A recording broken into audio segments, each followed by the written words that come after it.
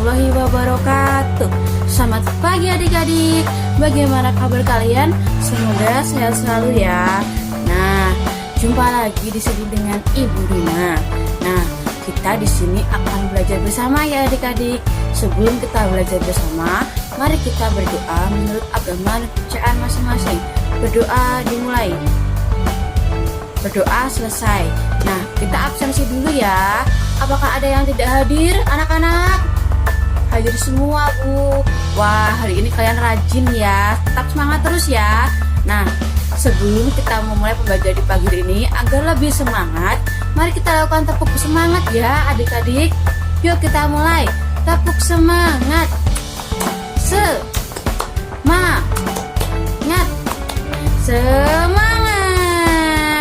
Yuk kita mulai ya.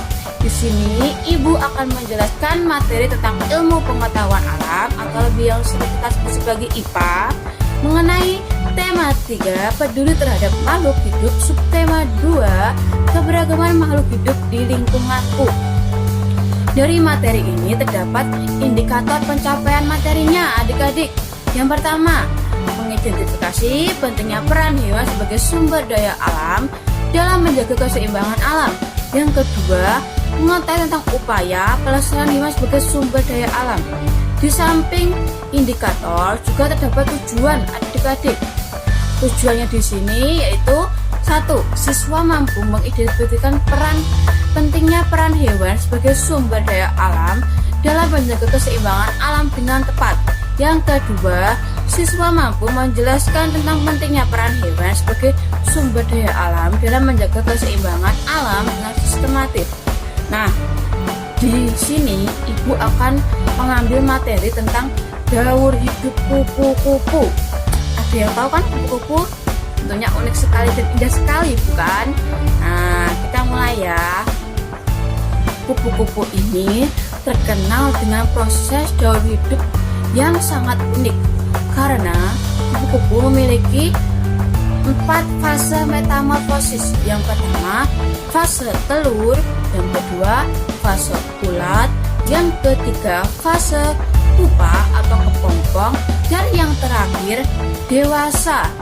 Jika metamorfosis kupu-kupu sudah sempurna, maka serangga ini akan memiliki bentuk yang sangat indah dan membuat orang senang melihatnya. Kupu-kupu akan menjadi bentuk dewasa yang bersayap dan memiliki perpaduan warna yang indah. Kupu-kupu adalah salah satu makhluk hidup yang punya ciri-ciri warna yang sangat indah dan berwarna-warni. Ukuran kupu-kupu juga bermacam-macam, tergantung dari jenis kupu-kupu itu sendiri. Dari ini kita memiliki penjelasan tentang proses daur hidup kupu-kupu dan proses terbentuknya, yaitu sebagai berikut ya adik-adik. Yang pertama, fase telur. Tahap daur hidup kupu-kupu dimulai dari fase telur yang merupakan hasil reproduksi antara kupu-kupu jantan dan betina. Biasanya induk kupu-kupu akan meletakkan telurnya di bawah daun. Hal tersebut akan memudahkan sang induk untuk mengawasinya. Tahap daur hidup kupu-kupu pertama ini akan berlangsung beberapa minggu atau bulan yang dilanjutkan dengan fase kedua yaitu menjadi ulat.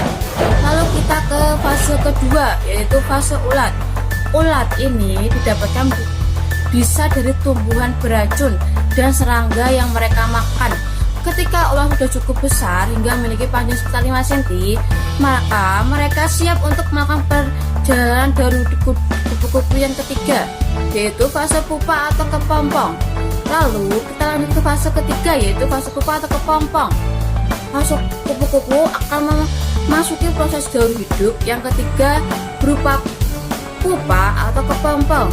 Ulat akan membuat satu bentuk cangkang atau di Indonesia sering disebut dengan kepompong. Mereka akan menggunakan benang khusus yang mengandung sutra didirikan pada dirinya dan menempel di dedaunan. Tahap ini akan berlangsung sekitar 12 hari. Ulat akan tidur di dalam kepompong selama 12 hari hingga ketika keluar menjadi bentuk kupu-kupu yang sangat indah yaitu fase dewasa. Yang terakhir, fase kupu-kupu dewasa. Setelah melewati ke tahap daur kupu-kupu, maka mereka akan berada pada fase yang terakhir, yaitu kupu-kupu dewasa. Ketika mereka berhasil dari kepompong yang menggunakan cara yang sangat mengagumkan, akan dihasilkan kupu-kupu dewasa. Pada tahap ini juga kupu-kupu sangat rentan dengan bahaya, sebab dirinya tidak memiliki daya atau kekuatan yang akan memudahkan untuk dimangsa para predator.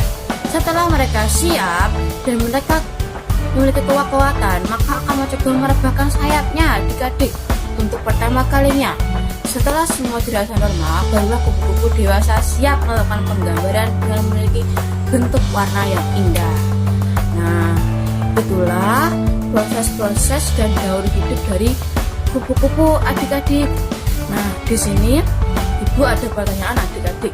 Silahkan kalian menggambar metamorfosis dari fase telur sampai ke fase kupu-kupu dewasa.